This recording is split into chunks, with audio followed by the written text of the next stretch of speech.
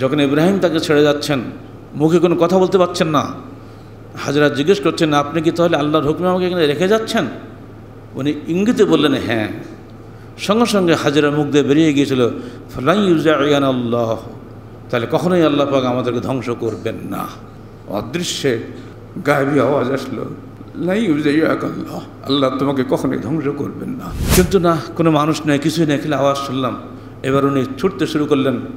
বুকের দুধ শুকিয়ে গেছে, থলের খেজুরগুলো শেষ হয়ে গেছে, পানিও শেষ, ছোটো বাচ্চা ছটফট করছে ক্ষুধায় তৃষ্ণায়, কী করতে পারি আমি?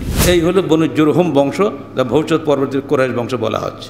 এইভাবে আল্লাহর উপরে অতুল্য নির্ভরশীল যদি হাজী সাহেবরা সাই করার সময় ওই স্মৃতি মনে ধারণ করতে পারেন, তাহলে হজ কর্তৃবর্ত হজ কবুল হবে। আমি আমার বাপকেও দুখানা কাপড় পরে দুনিয়াতে বিদায় দিয়েছিলাম, আজকে সেই দুখানা সাদা কাপড় পরে যাচ্ছি আল্লাহর ঘরে মেহমান হয়ে।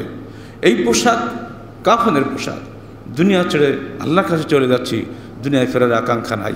যখন আরাফার ময়দানে 25 লক্ষ সাদা পোশাকধারী মানুষ বসে থাকে, আল্লাহ উপর থেকে দেখেন আর গর্ব করে বলে, এই ফেরেশতারা, তোরা না বলেছিলি মানুষ দুনিয়াকে খেলে মারামারি কাটাকাটি করবে, দেখ দেখ ওরা কী চায় আমাকে বল।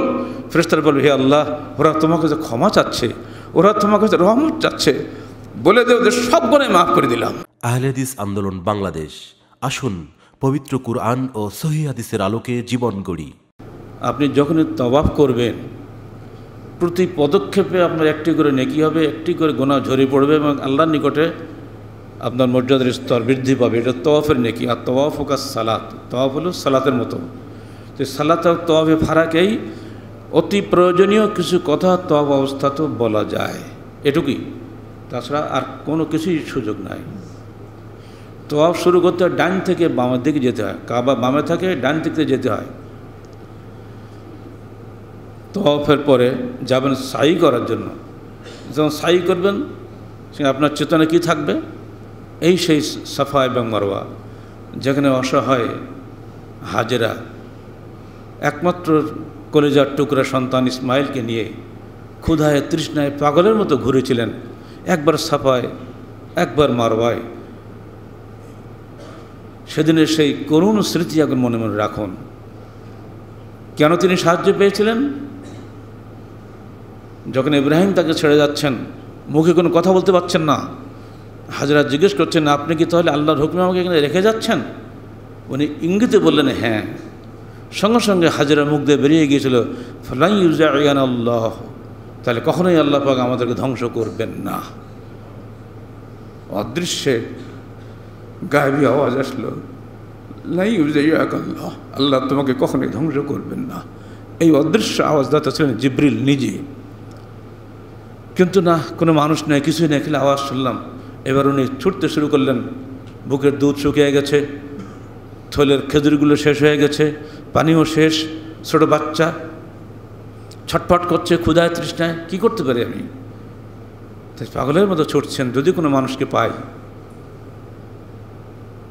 হ্যাঁ, ওখানে তাকিয়ে দেখলেন 7 পাক যখন হয়ে গেল, তখন তাকিয়ে দেখেন যে নিচে পানি উঠতেছে আর আওয়াজ দিচ্ছে, লাই ইউজাইয়াক আল্লাহ, তোমার বাচ্চাকে কখনই আল্লাহ ধ্বংস করবেন না। এই হলো সেই কাবা গৃহ, তোমার বাচ্চা এবং বাচ্চার আব্বা এসে এই গৃহ পুনর্নির্মাণ করবেন। গায়েবী আওয়াজ হচ্ছে, মানুষ নাই। হাজেরা দৌড়ে চলেন পানির কাছে, বাচ্চাকে পানি পান করালেন। এই জমজম কুয়া সৃষ্টি হয়েছিল সেদিন শুধুমাত্র মা হাজেরার আল্লাহর উপরে নির্ভরশীলতার কারণে। তিনি দ্ব্যর্থহীন ভাষায় বলে দিয়েছিলেন, যদি আপনি আল্লাহর হুকুমে আমাকে রেখে যান এখানে, কোশ্চিনকালেও আল্লাহ আমাকে ধ্বংস করবেন না। এই নির্ভরশীলতা যদি তার মুখ দিয়ে না বের হতো, আল্লাহ কিন্তু তাকে এই অলৌকিক পানি দিয়ে সাহায্য করতেন না। আর পানি যখন আসলো, পাখি তখন আসলো। পাখি যখন আসলো, দূর থেকে কাফেলা দেখলো ওখানে পানি, ওখানে নিশ্চয়ই পানি আছে, নইলে পাখি নামবে কেন? এই জুরহুম কবিলা ইয়ামন থেকে যাচ্ছিল রাস্তা দিয়ে, ওরা চলে আসলো। এসে দেখলে একজন মহিলা আর একটা ছোটো বাচ্চার কেউ নেই। সে বললো, মা আপনি কি আমাদেরকে এই পানি পান করার সুযোগ দেবেন? ও বলে, হ্যাঁ সুযোগ দেব, তবে তোমাদের এখানে বসবাস করতে হবে, আমার তো কেউ নাই। তো হ্যাঁ, এ তো আরও খুশির কথা, আমার তো বসবাস করার জায়গা বলতে বেশি যাই। এই হলো বনু জুরহুম বংশ, যা ভবিষ্যৎ পরবর্তী কুরাইশ বংশ বলা হচ্ছে। এইভাবে আল্লাহর উপরে অতুল্য নির্ভরশীল যদি হাজী সাহেবরা সাই করার সময় ওই স্মৃতি মনে ধারণ করতে পারেন, তাহলে হজ কর্তৃপক্ষ হজ কবুল হবে। শুধুমাত্র হাজেরার স্মৃতি রোমন্থন করে বড় জিনিস নয়, হাজেরার মূল বক্তব্য বুখারী শরীফে আসতে দেখবেন, নবীদের কাহিনী বইটা পড়ে দেখেন, ফালাইয়ুযায়্যান আল্লাহ, যদি আল্লাহর উপর ভরসা করে আপনি আমাদের কানে রেখে যান হে স্বামী, তাহলে আল্লাহ পাক কখনোই আমাদেরকে ধ্বংস করবেন না। এই যে বিশ্বাস, এই যে নির্ভরশীলতা কজন মানুষের মধ্যে আছে? অল্প দিয়ে আমরা ব্যস্ত হয়ে পড়ি, যা গেলাম হয় না।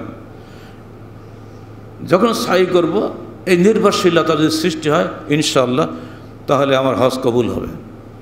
এবার যাচ্ছি, এহরাম পোশাক, কাফনের পোশাক, মাত্র 2 চিলতে পোশাক পরছে, সেলাইবিহীন। মনে করতে হবে নিজের পিতার মৃত্যু করুণ চেহারা, আমি আমার বাপকেও 2খানা কাপড় পরে দুনিয়াতে বিদায় দিয়েছিলাম, আজকে সেই 2খানা সাদা কাপড় পরে যাচ্ছি আল্লাহর ঘরে মেহমান হয়ে। এই পোশাক কাফনের পোশাক, দুনিয়া ছেড়ে আল্লাহর কাছে চলে যাচ্ছি, দুনিয়ায় ফেরার আকাঙ্ক্ষা নাই। এই মেজাজ যদি তৈরি হয়ে যায়, তখনই কিন্তু আপনার মধ্যে সত্যিকার অর্থে আল্লাহ ভীরুতা সৃষ্টি হবে। এটা যদি না হয় তাহলে হবে না।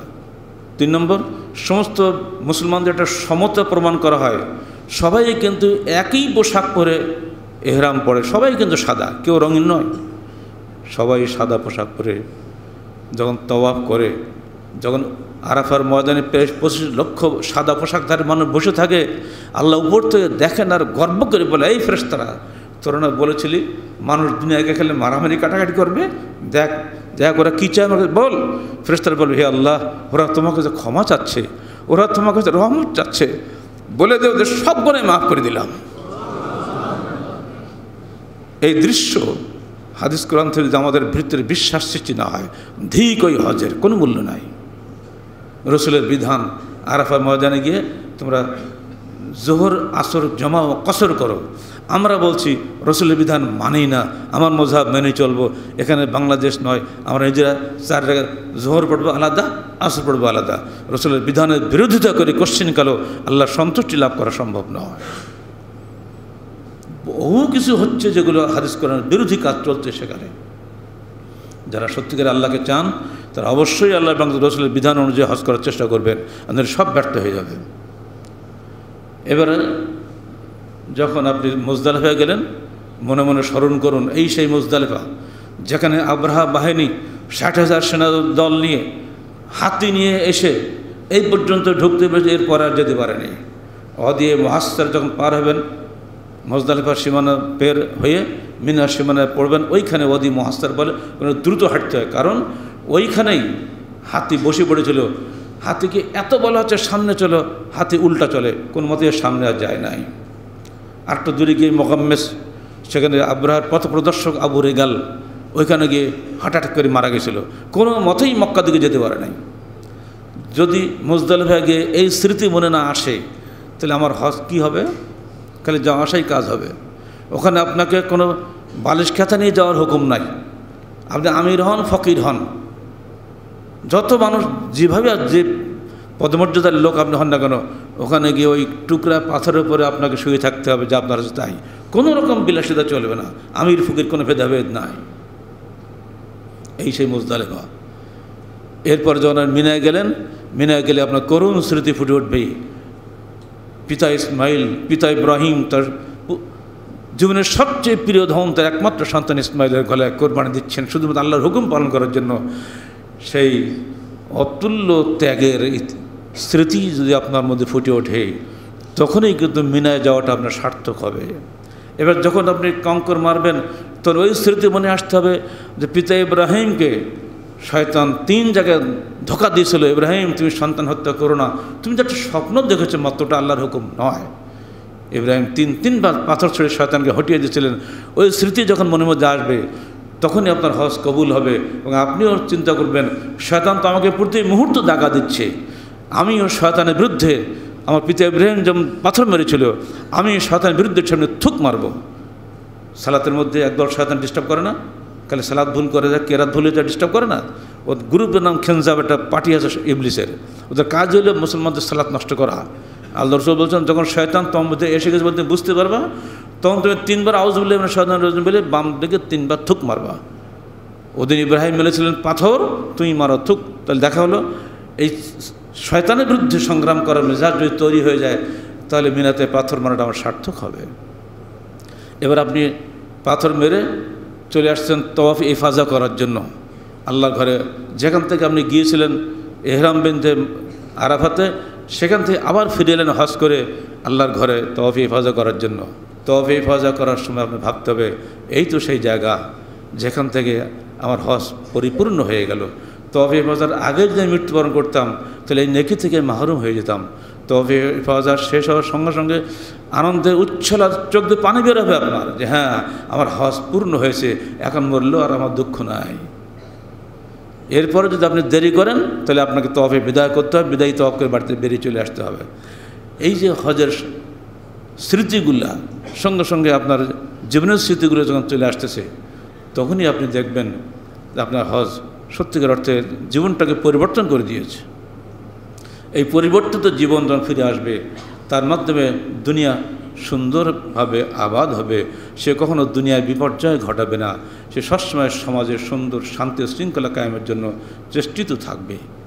এটা হলো হজ বা উমরার মৌলিক শিক্ষণীয় বিষয়গুলি।